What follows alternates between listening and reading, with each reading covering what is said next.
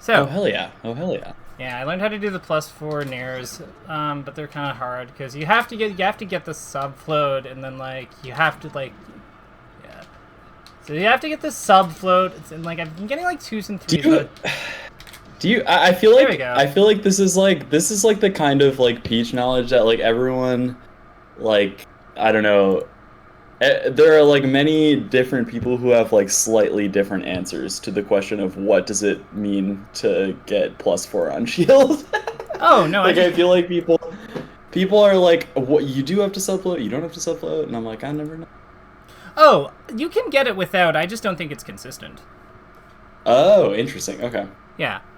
that makes sense. Yeah, so like, and as for like, what does +4 float mean? I mean, like, to me, it's just, I made a post here. Let me grab something for you. Copy text.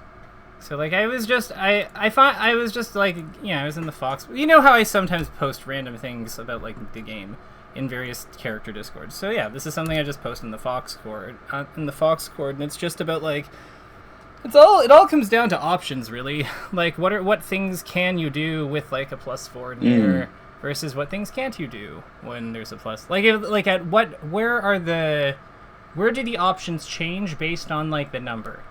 That's to me that's like where all the interesting Oh, part is. okay.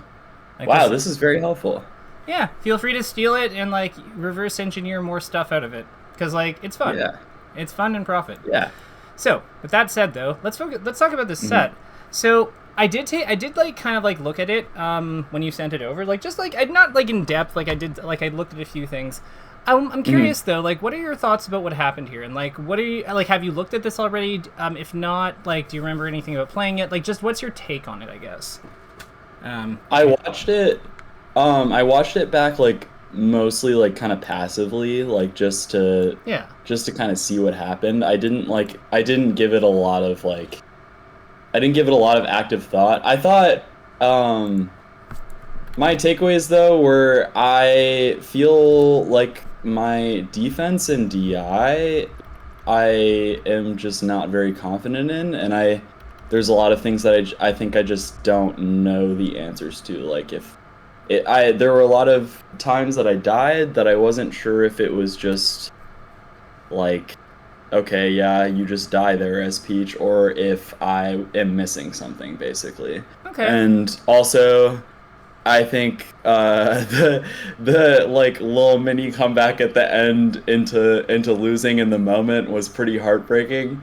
But I thought I did a lot better last stock than in like last stock last hit-ish situations than I have in the past. So I was happy with that at least. Hell yeah. No, I felt like you. I gave myself a chance. Yeah, no, like I remember seeing that you were making the comeback too. I thought I thought that was very impressive. So let's start with, you said defense is something that we want to like prioritize. Let's start with this is a great example of where we can start. Yeah. So like, talk me through like you're holding in here. Talk me through what you're trying to do by holding in here. By holding in, well, okay, I was kind of hoping to, I think in this moment, I'm worried about getting tipper fared for some reason. I'm DIing in to try to get like kind of, get like the inner hitbox of fair instead, but that didn't work out so well for me, it seems. Yes. I don't know, like, I guess I just don't know exactly how to be DIing at this percent. Okay. So I would say the obvious answer in terms of where we want to DI is we want to DI to a surface. Okay. So like, because like think about it this way. So we get hit by this fair, and like let's say that instead of holding in, we hold down and away. So we probably just get hit onto this platform, right? Okay, yeah. So now he has to do a tech chase, and we have all of our remember we got hit out of our float, I believe. So like, I'm not even considering down and away as a possibility there. Like I just didn't think that I would be able to reach platform, but it makes sense. let me show you. It's so much better when we have an example. So like let's do this because I think I think it would be beneficial for you to see like what this looks like. So come here, Okay. you. And then she was at 47, I believe. going into it. It'll be like we'll do 45. It'll be slightly off because like that. So let's have her do trajectory DI custom. So we're going to have her hold up and in on the first one and then down and away on the next one, because that makes sense. Okay. I'll have her do down and away on everything actually that comes after, just in case there's more. It's okay. Yeah, that looks good. Okay, cool. Nope. Controlling Marth. Okay. We can do this. Okay, that actually... Yeah, so you said you're afraid of Whoa. 2. Yeah. I didn't expect that trajectory, though. Even though it didn't... I don't know if I would have... Oh, I guess I do get to plat. Okay, sure. So, like, this is what happens if I tip it. Does that look like something... Well, that's better. Yeah! Yeah. So why... Yeah, I prefer that. So, like, I can still... I can still combo off, like, the soft hit, like, if I have, like, full momentum coming forward, but you see how awkward... You see how awkward this has just become, right? Yeah. Yeah, like, I probably have to, like, full hop that, and then, like, if I don't have dash jump momentum, like, if I've, like, come too far forward... Actually, no, I can still get it, but, like, that still doesn't kill you. Yeah. That's a preferable situation than to the situation that happened in the game. Yeah, like, and there's things Marth can do to mix up, but, like, at the end of the day, like, it is... Like, you could try something like that. I'm trying to make it as hard as possible, though, and I feel like I'm not playing the best Marth in the world. You know what I mean? Like, all respect to Olivia, but well, I mean, like, even then, like, the things that I'm doing that, like, potentially call this out like that, like, they don't technically work perfectly anyway, because you can see that, like, I think there was like, she's so high after that, like, I don't think there's like a really good like combo route, because like, yeah, no matter what, the soft fair gets you to the platform. If I do double soft fair, you're on the platform, and like, yeah, as a result of that, you then can tech. Heck, if we wanted her to, we could even have her, like, if she's a little bit more inward here, we could probably just have her no tech, and she'd probably get like the slide off if you get a smash DI input. Yeah. Like. Yeah. Yeah, like that. Like, how would that look? That situation is not scary to me. I feel like I don't know, like I feel like Marth, when you get knocked down on platform and they're not like grounded and in the exact right position, it's pretty difficult to get a follow-up.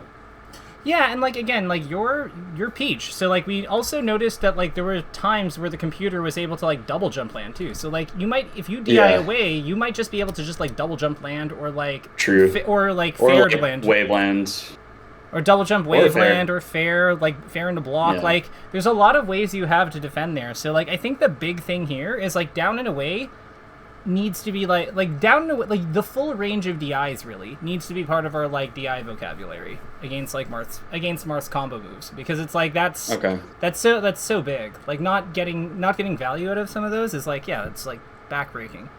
Like taking a Ken combo that we didn't have to take at like 40, like, that's devastating. Yeah, that was a demoralizing stock loss, to be honest. Yeah. No, I've been there. Like, I get it. It's something I wanted to ask you. This turnip looks really weird. So what are we trying to do with this turnip?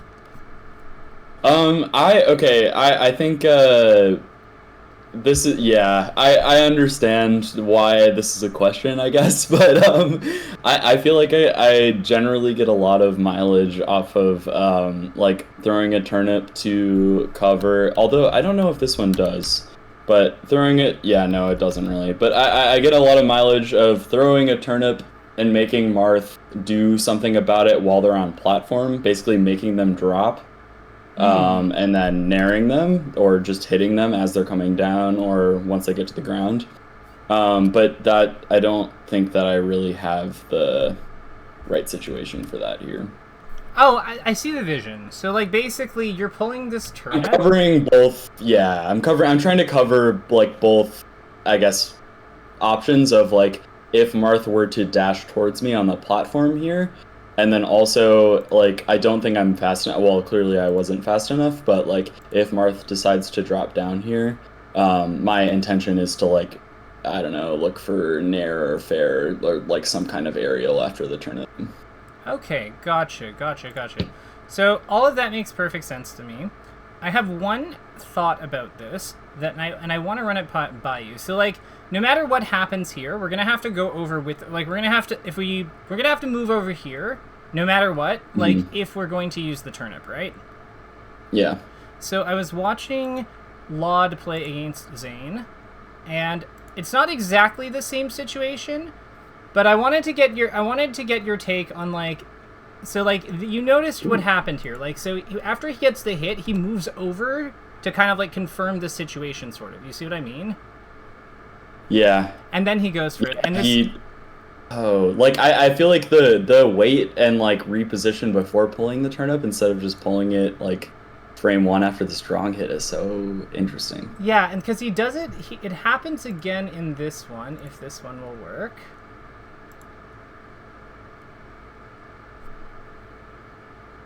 See what I mean? Yeah. So like, I wonder if there's like something if we can apply that kind of that idea here, because like I get the idea. The idea makes sense, but like, wouldn't it make more sense to like run over here, assess, and then pull the turnip? Yeah, it would. I think I'm happy with at least to start out that my muscle memory is to immediately pull the turnip. I think that's progress from where this matchup was before. Oh my god, my dog. It's all good. But yeah, no, I like, I understand, like, now that muscle memory is, like, fully ingrained, I think it's okay to move away from it in situations like this. Okay, give me 1 sec. Go ahead, it's all good. Take your...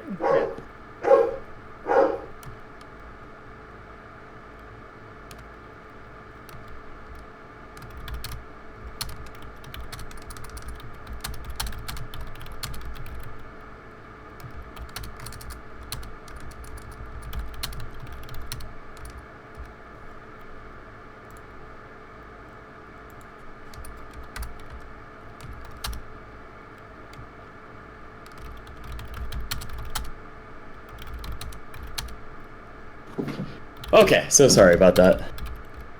No worries. So I'm just making some notes for the takeaway. Lot example, and I'll send you I can send you those clips, like, because yeah, they're just on YouTube. But yeah, so yeah. Like in that situation, I think that we can agree that like, yeah, moving into position first and then grabbing the turnip. The other thing here is like the turnip is really useful, like on all these different angles, and I feel like by like moving into position first, you're just more. If you do pull it because it's correct, because you confirm it's correct to do so, then you're so much more threatening because you're already set up. And then if you don't, if it's not a turnip play, then like you haven't committed to a turnip that isn't going to work out. Yeah. Or at least you're not as often anyway. Yeah, that makes sense. I'm really sad that I missed that wave dash angle. I was so ready to up smash her. I was so ready to do the regular. I guess no, I'm at 100, so never mind. I was ready, but it wasn't even. No, you were at 94. I got hit. Oh no, I was at 94. Okay, yeah. I was so ready to regular get up, turn around, up smash. So the one thing I'd comment there is, do you notice what you're holding? Yeah. I don't think I saw it in the moment somehow. I don't know. But yeah, I notice it now. So like, I don't even think we while the edge hog into up smash is an excellent edge guard, I feel like we have a better one. Surely, yeah. Honestly, I really do think in the moment I just didn't notice. Which, yeah, I don't know. So let's talk about this situation a little bit. Let's talk about this situation just a little bit here. So the other thing I notice here is that like you also could have taken the edge though, like out of this float. Yeah, I don't know why I decided I needed to wave dash. Do you think this was like a way that you could? Because I know that you messed up something earlier, I think, that got you killed. Do you think that this is like you trying to like exert control over the game, or like prove to yourself that you're like that you can like lock in by like by doing a difficult trick? I don't think it's that. Okay, but you can see how like for some players it could be that though, right? Like yes, of course, yeah. Okay, So what do you think it is? I think I think I just like the cool trick, but yeah. Okay, but that's just the nice version of that though. Like it's just like, yo, this is sick. Like I'm so sick. Right? Yeah, but it's also very dear God, dog. It's also very just like I think it's just part of what I like, how I enjoy the game. But I understand that it was completely unnecessary, especially in light of pulling his titch directly before that. So that's part of it. But like the other thing is, you were also set up in the float to have the edge hog. Yeah. That is a very good point that I didn't really notice until now. Is that I don't know why I'm floating here. Like that doesn't really make it. That float doesn't really make any sense to me. I think it makes perfect sense. You have just your stitch. You're gonna grab the ledge. Yeah, like you're like this is a very convenient, accessible edge hog. You've already confirmed he's inside B, like as he's been doing like in every single moment he can on his way down. He's been doing it. Like to me, this float is actually really good because I think he's used his jump already, right? Because yeah, like he jumps off stage. No, he's just side B'ing, so he still has his jump. So like to me, the float is good because we can just kind of like watch him as he's like coming low, and then grab the edge at the last second, and then just like punishes up B on stage with like up smash or something. Like it does the same job of your wave dash, but like in a lot of ways, I think it's actually like. Because you know you're not under immediate threat, I actually think it's better in a lot of ways because like you're already in the air. You can just like all you have to do is just like fall and you're there. Yeah, I don't know why I never really learned to like I genuinely never grab ledge from ground float like this. I don't know why it was never like a thing for me. I don't know. It was just never something that I thought to learn how to do. But yeah. Have you ever gotten hit for it? Like, because I feel like it's like it's a thing that people try, but sometimes they get hit and they're like, okay, let's just wave dash. I think actually maybe the reason initially was I think when I'm floating backwards towards ledge with drift, I think I would often just completely miss the ledge like to begin with. Like I would like hold down and just like kind of just completely like misspace it, like overshoot it.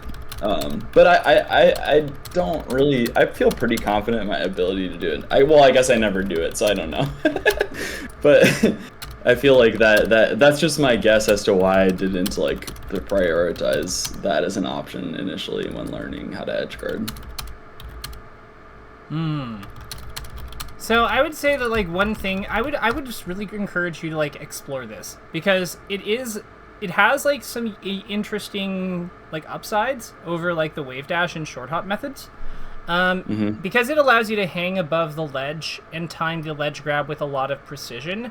That is really, really valuable when you need to like manage your invincibility like with a lot of care. Also allows for certain turnip edge guards, e.g. Z-drop. Oh, sure. Okay. Yeah, I've seen that. Yeah, cons. You're in the air and float, so not able to move dynamically. So, like, if the opponent, say it's Fox, and we can't go out and reach him, it's really difficult to, like, cover high recoveries or high upper angles from that spot because you don't have access to your full hop and stuff. Because you're in the offstage and the air floating. So, like, it has drawbacks, but, like, it also has, like, some pretty unique upsides that, like, other ways of grabbing the edge don't have. And in this spot, like, I think that we actually had a really, really good setup for it. I feel like with what you're saying, I almost wonder if you did that instinctively, then you saw you were doing it and were like, I gotta fix this, I don't know what I'm doing. And then you kind of went to the ground to set up the wave dash or something. Yeah, no, that's exactly what happened. Yeah. You were like, you did something amazing, and then you were like, wait, no. Yeah, pretty much. I don't know. I especially don't know why I drifted forward slightly before wave dashing. I just like if I was gonna do that, like, why did I make it more difficult for myself? Yeah. So, Not sure. So this is actually another good example of like, okay, so we're getting comboed by Marth here. So he's going to hit us with this Nair. So what do you think our DI input should be right now? As I'm hitting the platform in Mistech? Yeah, right now. Like, right now in no tech. What is our DI input? I would... Okay, actually don't... I was told... I was, like, kind of confused by someone recently about how slide-off works. With, like, Marth's... Yeah, I mean, like... Did a Marth player try to explain a mechanic to you? Yeah. You might be entitled to compensation. Like... yeah. But they were like, you can't slide off, like in this situation, they would be like, you can't slide off the edge of the platform to the left. You have to hold down on the C stick and in. And is that real? Oh my god, no, because you didn't tech roll. Okay, here. I will show you. It's only if you tech roll. Okay, that might not be their fault then, because maybe I'm just misapplying what they were trying to say. Okay, so here, we'll do that. We'll make this simple. Actually, no, we'll just use slide off training. Yeah, slide off training. So basically, as Peach, so like this is just me holding down on the one stick. Actually, maybe we can get the M overlay on this. Perhaps? Yo, is this working? Hell yeah, so cool.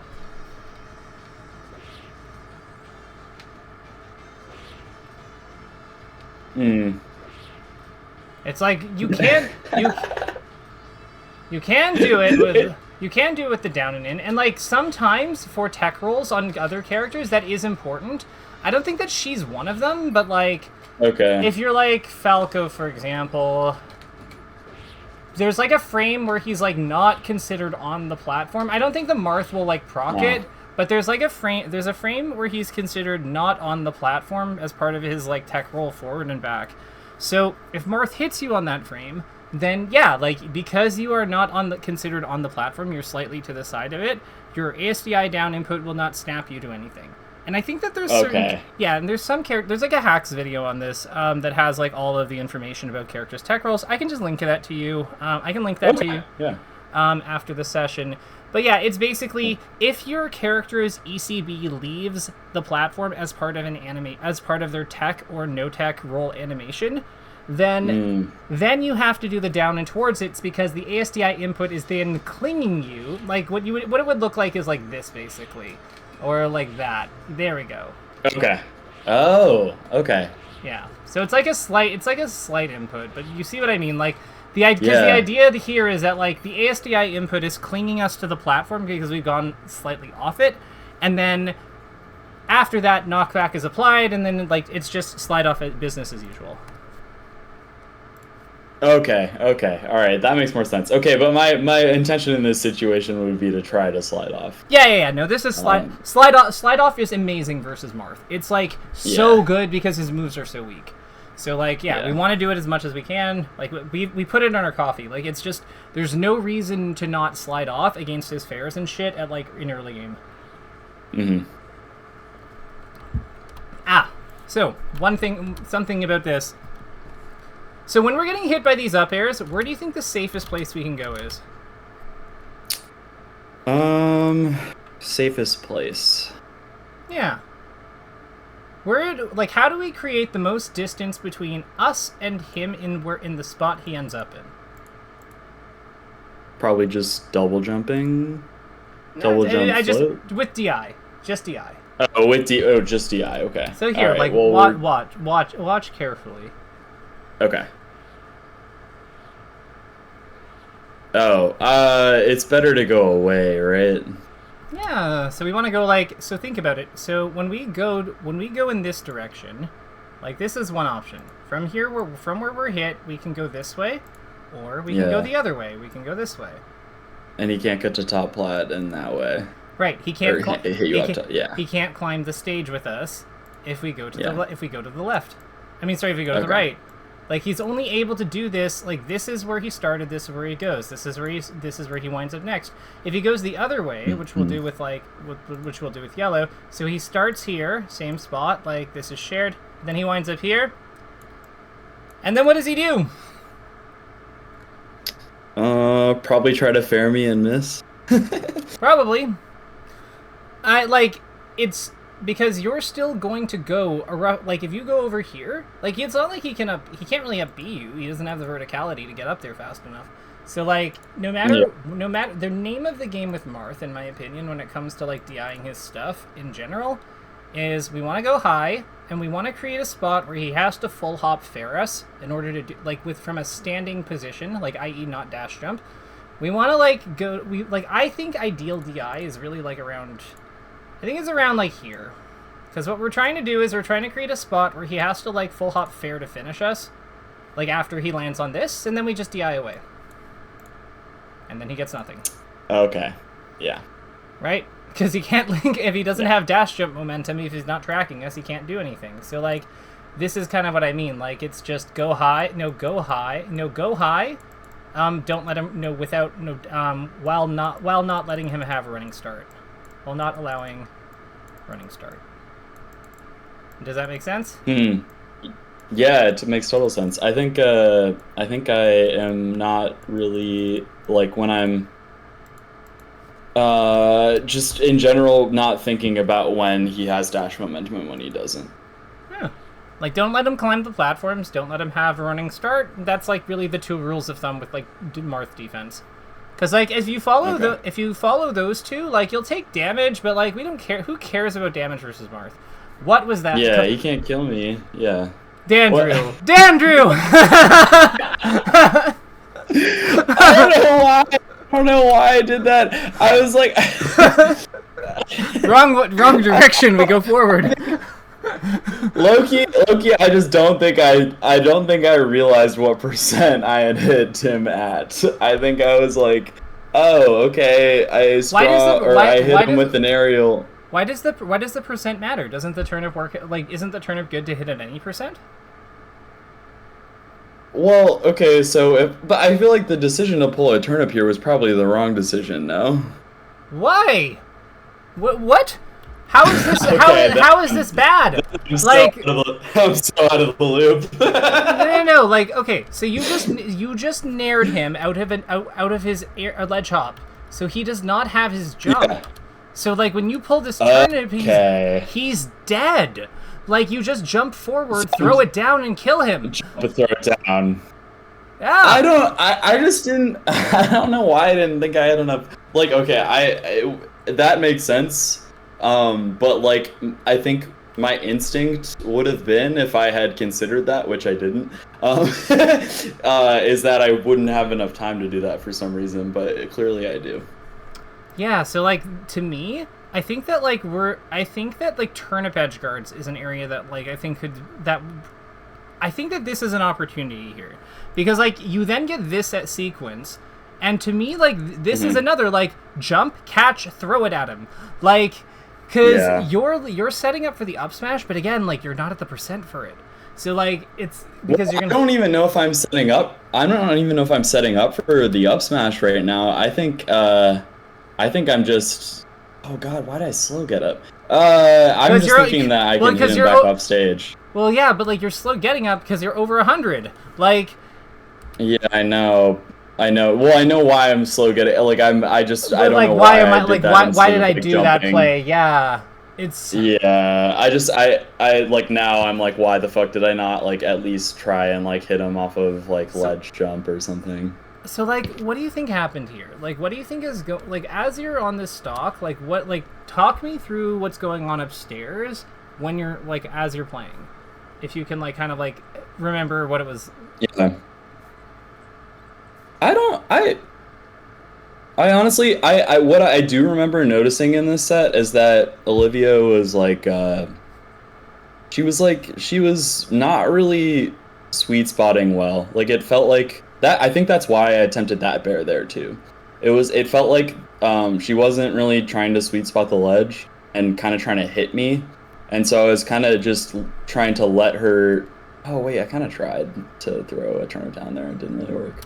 But I was like, yeah, I was noticing that she was doing that, so I was just kind of trying to back up and let her whiff. Okay, so we have let her whiff. Like, I think you're trying too hard to read her. Interesting. Because like this is like if we are reacting to what she's doing, like this is the cleanest whiff punish of all time. I can whiff punish. Oh, just with the turnip, yeah. Yeah, you just throw it at her. You throw it at her, and she like she gets pushed back, and then you grab a turnip and do it again. Like, I think I need to do a better job of when she's above this. Like when Marth is above the stage, I think I need to do a better job of like looking out for when they side B, because I guess I'm not really even considering the option of like punishing a bad side B with a turnip. Right. So Peach, like the way I kind of like imagine her is that she has these like different turnip throw trajectories that she can do from like this area, like depending on how she like throws it. Like she can kind of like jump and throw them, and they kind of hit in this general area, right?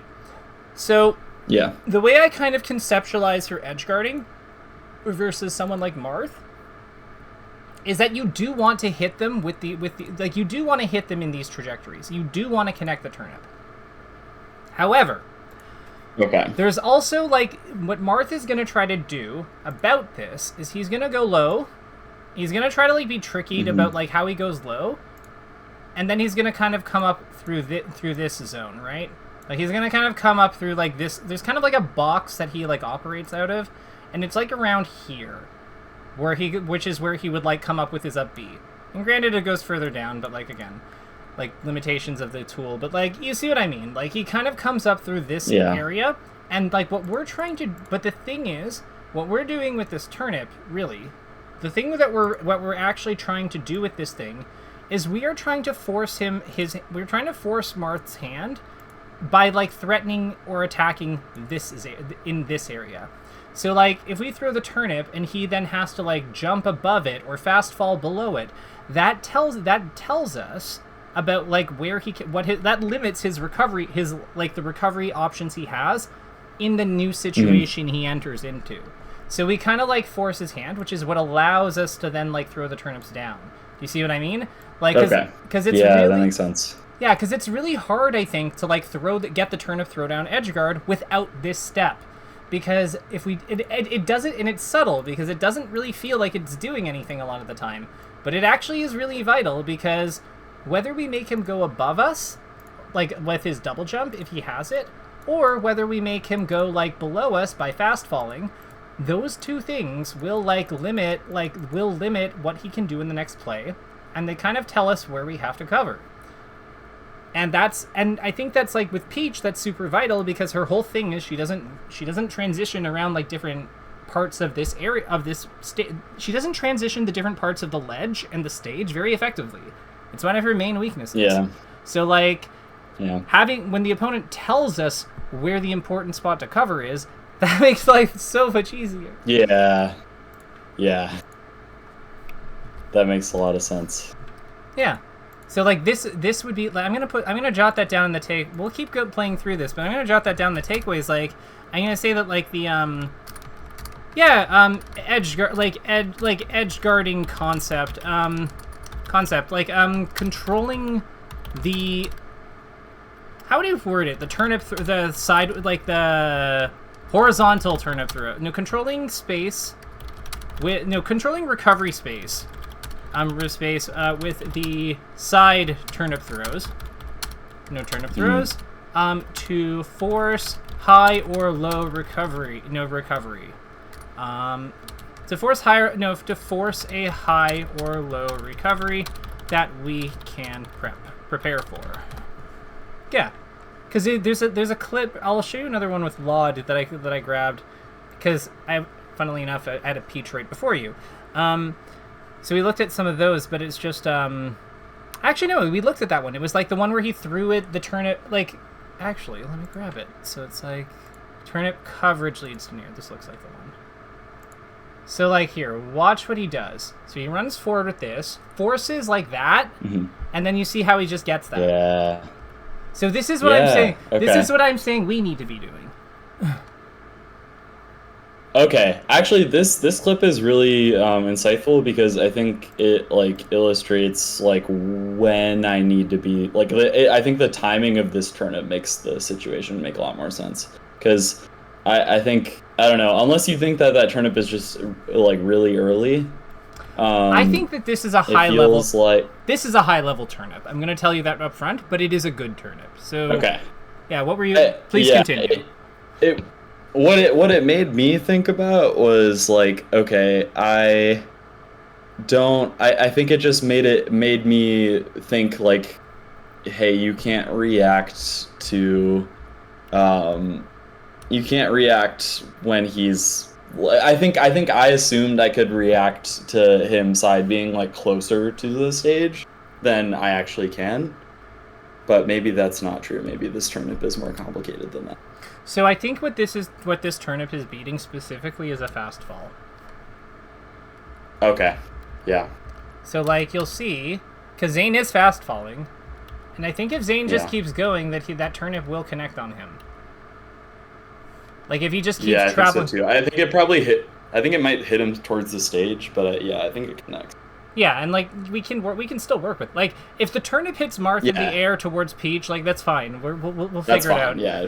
But like, so what I think happened here is Laud is like calling out a very specific like habit of Zane's. And I think the reason he's fired it kind of early and only to cover the fast fall is because I think that this is the type of spot that Zane, being the crazy bastard he is, might potentially counter. So if he throws it at a more standard timing, I feel like he's concerned that Zane will counter hit him and he will lose this edge guard. So I think he's like covering a very specific, like two options here. He's covering counter, because it's going to miss him, and he's covering fast fall. So, which also means that he is also technically covering a closer side B than the one that he first did. So, like, let's say that Zane, like, side B's again, right? Like, after this first one. Mm-hmm. So, like, let's say that Zane, like, side B's here. He's probably gonna, like... Yeah. Like, he's gonna... Like, the turnip will miss, but he's gonna probably nick Laud. Whether he hits Laud or not, the side B does nothing, because if the turnip misses him here, and he taps Laud is just gonna ASDI down and like jump near him and kill him. If he side B's, like it's countering two of the recovery specials. It's countering it's also doing well versus air dodge, I'd argue, because like air dodging through, like it's actually covering like a lot. The one thing it's not covering is, funnily enough, just Zane falling fairing. Yeah. That would have been good. But this is why I'm saying, like, this is a high-level turnip, because, like, Laud is like, there's no way he's going to do that. Like, he'd be insane to do that. Like, absolutely. Yeah, that's an extreme. That's a pretty extreme gamble. Yeah. But this is, again, like, this is why it's a high-level turnip, because it's, like, it's covering, by covering the fastest thing Marth can do here to, like, solve his problem, which is, like, just grabbing the edge quickly. Like the fastest recovery timing, basically. It also kind of winds up like not interacting with the side B and the down B, which is also good because those are really laggy. So it's like he's kind of like, the planning on this was really, really high level. But it's like it's a very good turnip, because I think if Laud was slightly further back, like he's really close here. I think if Laud was even just like a smidge further back, then, like, I feel like if he was, like, here, if he was, like, right, like, actually under the platform a little bit, then I think that, like, this turnip, then I think that in that case, you could probably just, like, short hop throw it, and that would be, like, really, really powerful. But he's just, like, slightly too close, and he didn't adjust his positioning when Zane was coming in. Because I think Zane, and I think that's intentional of Zane, I think that he didn't, like, after the side B, when he saw Laud was kind of close, he was like, okay, so we're not gonna, like, give him anything more to work with, because we want him to like not have, like, we want to strain Peach's positioning as much as we can. And then it just wound up being a really sick game. Like, it wound up being a really sick play. I don't know.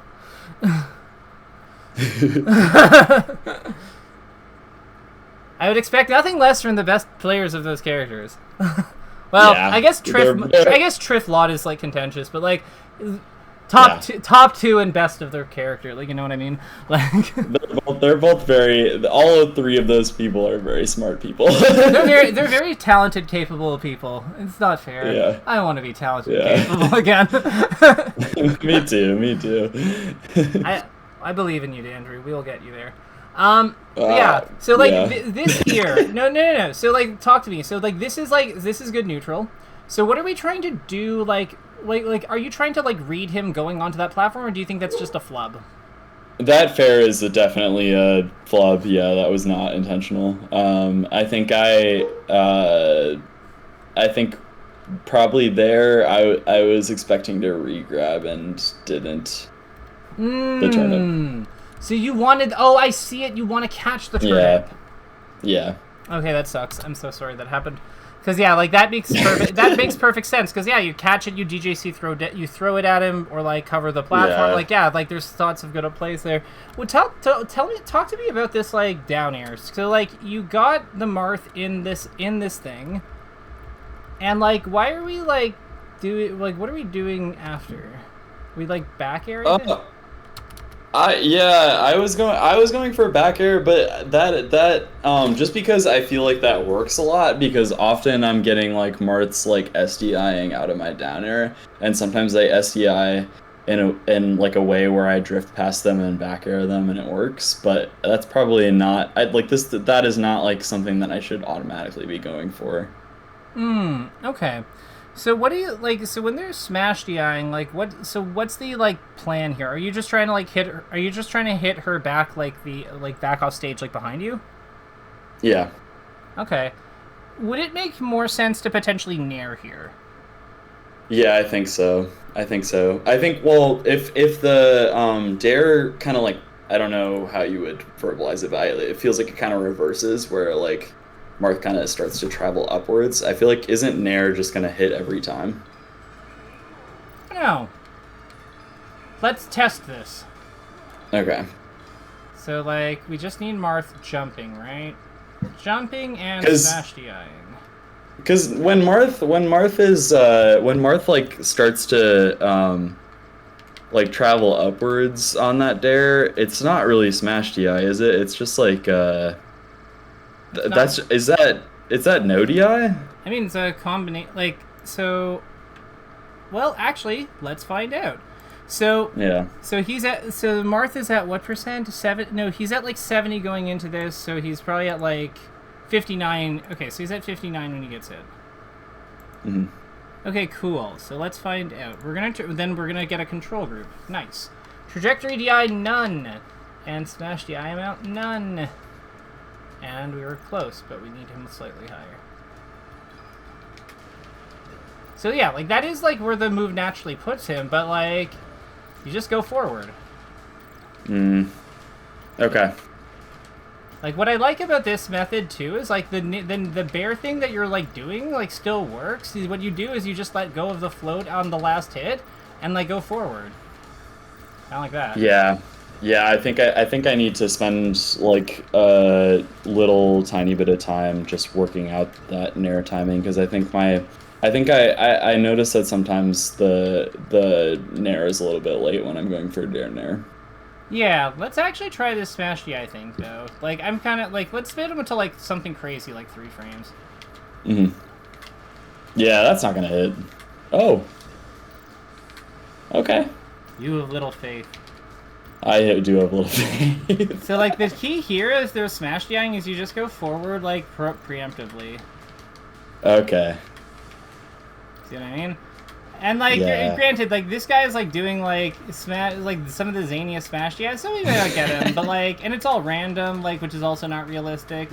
But, like, yeah, like, even if, like, this happens, like, a lot of times, like, if they're going below you, you can just kind of, like, adjust your drift, or still, like, kind of, like, keep them close to your body to try to, like, get, like, a nair. You see what I mean? Yeah. Yeah. So, like, yeah, nair good. It's also more powerful. Nair is good. Yeah. It is. It's a really good move. Huh. Oh, no! So sad. Why did I air dodge towards?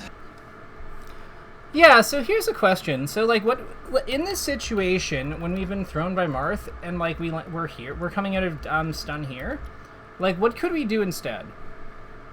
What I'm usually going for here is like waveland, like wiggle out waveland back or double jump waveland back. I don't really know why I went forwards. Yeah, I'm not really sure why I went forwards here. So do you have your float right now? Like, you gotta have your float right now. Oh no, you don't have your float. No, I got grabbed out of float. Could it still be like worth it to like go for the platform? Like double jump away and then like kind of finagle something there? Yeah, maybe. Yes. Because I don't think he would have. I don't think Marth was able to follow up if I just double jump away. Well, the other thing here is like if you can graze the edge of the platform with your double jump, like with a waveland, you'll also like then be able to double jump again, get higher, and then like float and stuff, right? So like I feel like that's something that Triff might do there. Like for something that feels like a very Triff move. Yeah, I would agree. Okay. Let's watch the last game though, because like I'm realizing the time, because this was sick. But I want to see this Yoshi story game. So like, okay.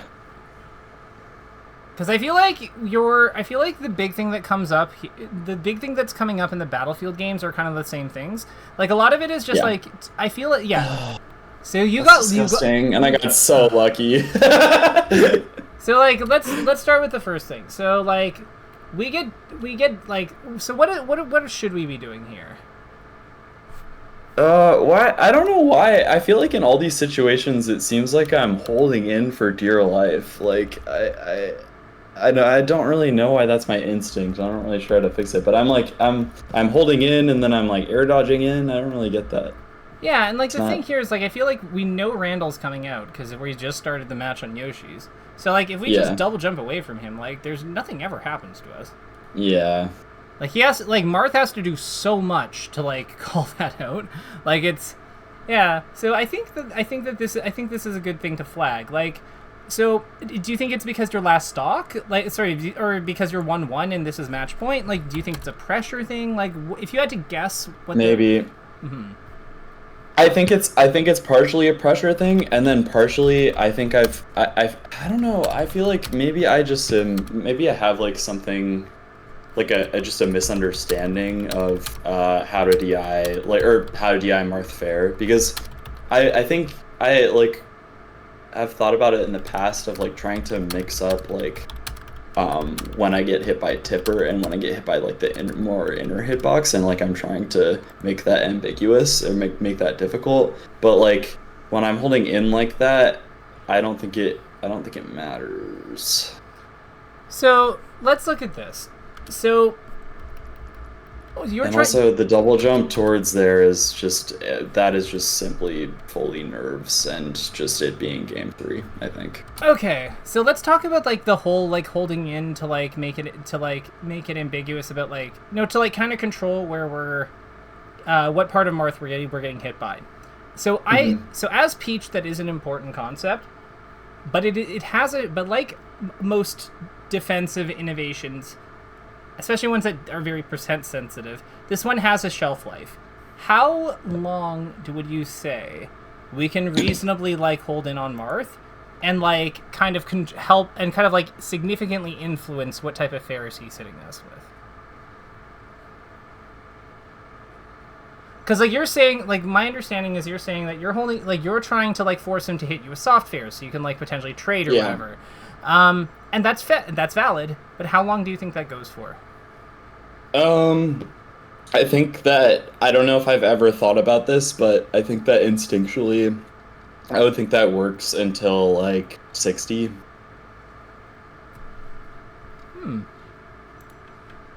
Interesting. Let's find out. Hey, you know what? I'm sensing a theme here. Well, like the thing is like, how else would we know? Right? Yeah, no, for sure. So the cool thing is that like, so the thing about Marth Fair is that, like, because of its, like, weak hit, because it's, like, a weak hit move, we can kind of, like, see, like, learn about it, like, from, like, it kind of has different knockdown percents based on, like, what part of it we hit, which also gives us clues as to, like, when do we have control with it or not. So, in general, it's, like, slightly before it puts us into tumble is when he can, like, kind of, like, is when he can chain the double fares together. Okay. So, like, you see what I mean, right? Like, because if we raise her to, like, 6, no, to this, like, and there's 4 weak hits, so we're like, it will also depend on which one he does. Like, this is not the weakest one because it's doing 10. This is, like, this is the second strongest one. Like, if I do this one here, it's not going to, like, work.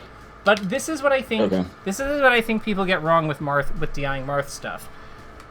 Usually, what we can do is we can influence not getting hit by this thing, but, like, after that, it's usually going to be this thing because it's the next closest hit that we're getting hit by.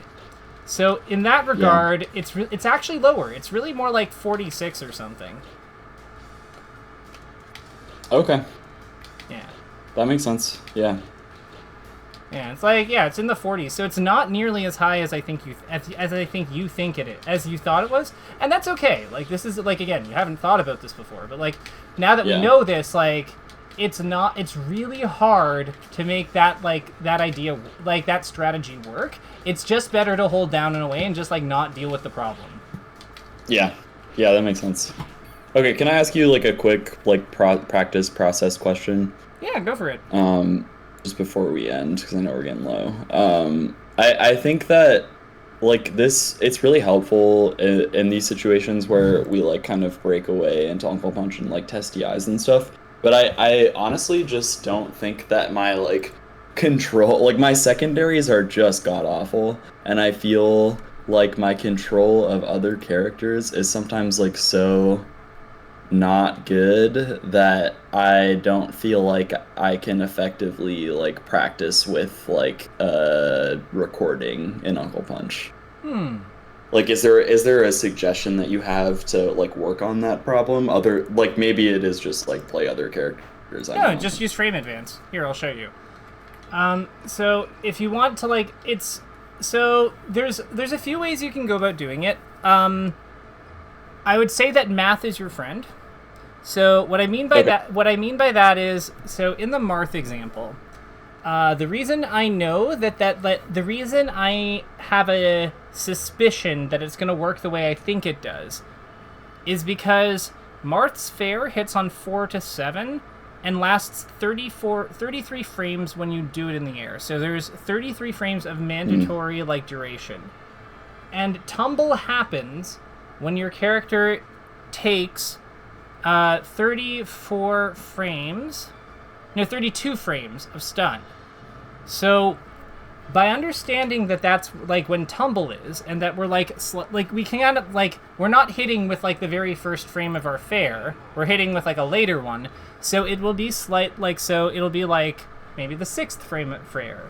And then it just needs to connect with the 4th frame. So when we split the difference, it winds up being about, like, 30-ish frames that we need these two things to connect on. So slightly before knockdown percent. So math. Yeah. So when it comes to, like, chaining moves like that together, honestly, just simple, like, just a little bit of math and number work is, like, all you need. If you want to do something more in depth, though, so I would say that, like, the color overlays can be quite helpful. So, like, as an example, you want to make sure that you're doing your, like, fares tightly together, right? So, like, you can just do something like actionable, and then you can also do, like, interruptible as soon as, if it's the same color. So, like, what I've done here is, like, you see what I mean? Yeah, that's helpful.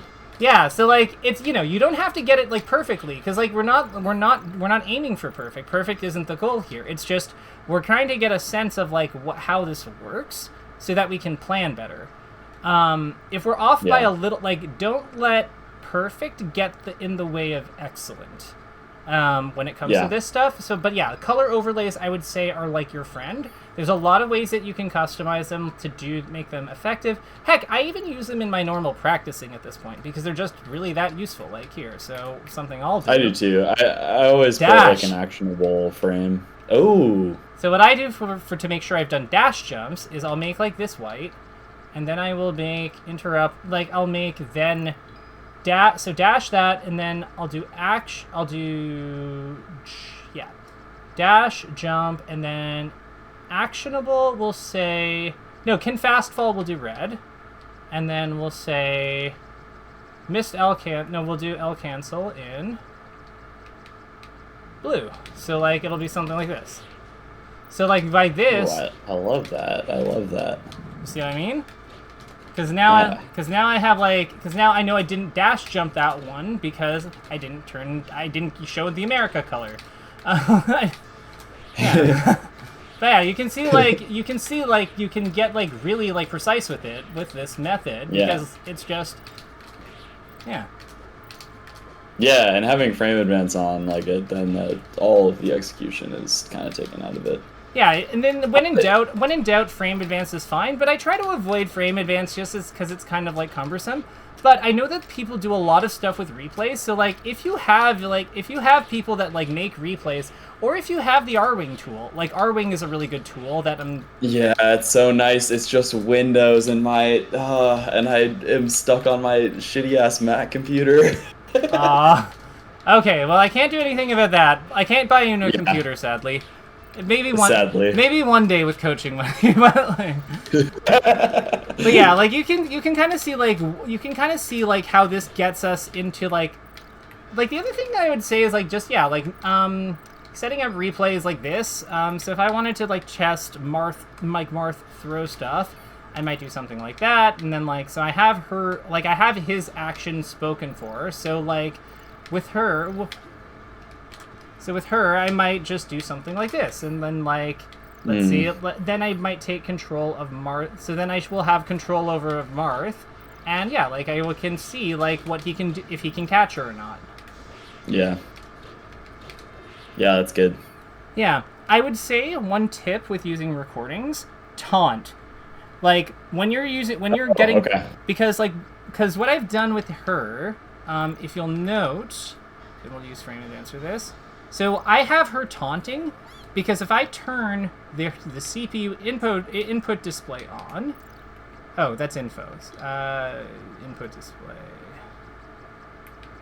human and CPU, you'll notice that I have her holding a DI direction. I can do that without dashing away because I'm taunting. Yeah. So, like, there's ways that you can, like, I would say that this sort of thing is really useful. Other things that are useful, custom DI. So, custom DI is, like, also, like, you're familiar with that one, right? Yeah, I like using that one a lot. Yeah, so custom DI is honestly, like, you don't even necessarily have to, like, when it comes, like, sometimes you don't even necessarily have to like go through a complicated setup with like the computer stuff, like with all the computer stuff. Like you can just turn on custom DI and the combo counter and see if it tallies up. Combo training can actually be really useful for that. So there's a lot of ways to go about doing it. I hope this gives you some ideas or like some methods to work with. But yeah, for sure. Yeah, what's something that jumped out at you that we went over there that like helps, that you think will be helpful? I think it will be helpful to like when I'm setting up like recordings or whatever to have the like I wouldn't have thought to put on like can fast fall and actionable and dash or whatever you had otherwise like at the same time. I think that will be helpful because I just like it. I'm not as perfect. Oh, God, this is why I hate that I started with Peach like kind of sometimes, even though I love her, is that she's so different than the rest of the cast that I feel pretty rough with like with secondaries and just controlling the cast in general. But yeah, no, that'll be nice. And then I think making sure that I I think I've never done the setup where you had like Peach as the recording, just to experiment with like what will connect and what won't. Like that will be really helpful to use. Yeah, no, it's like I think that like there's a lot of value. Like something that I've been like trying to learn is like around after you do the like your pillar thing with him, like and get them to about here, like I've been trying to figure out like what the hell to do with like this situation. So like one thing that I've been trying to do is like when he tech rolls is like I probably do need him to like be more at the edge because this is where he'd be able to tech roll. So like stuff like that, and like it's hard, but like I think that like there's a lot of value in this kind of like work because yeah, like that looks cool. Yeah, that is. Yeah, but like I think that like I think it's really just more about like a lot of it boils down to like trying to like use your tools in creative ways. Like I think with this game, it kind of like when I was like learning this game back in like actual training mode like eons ago, you had to get pretty creative about like how you like went about exploring things because there are a lot of positions and there's like a lot of like slight variations. So I think the best advice I can give you in terms of that is just like don't be afraid to get things wrong, because it's not. I don't think even nobody, not even me, has like a perfect understanding of all of these things. Yeah. It's more about like just getting. If you can improve your understanding of how a situation or a mechanic works to a point where you're better calibrated for it when it comes up in your play, like you're not overextending as much, like you understand like the hit window better, you know that like a particular edge guard is possible versus not possible because of like the opponent has their jump or doesn't have their jump. Like if you can take these kind of like nebulous ideas and turn them into something that you can actually work with, that's really where I think where a lot of improvement comes from. Because it's like it's not just knowledge, it's like it's giving you knowledge that has the ability to be applied in different ways. Yeah, that's very helpful advice. I think sometimes I fall into the trap of like, well, I just know so little about this situation that like why even bother like trying to work it out, like and I think the going through the process of like figuring it out, and like maybe I come to the realization eventually that I was like I had the completely wrong idea. The process of working it out is still important.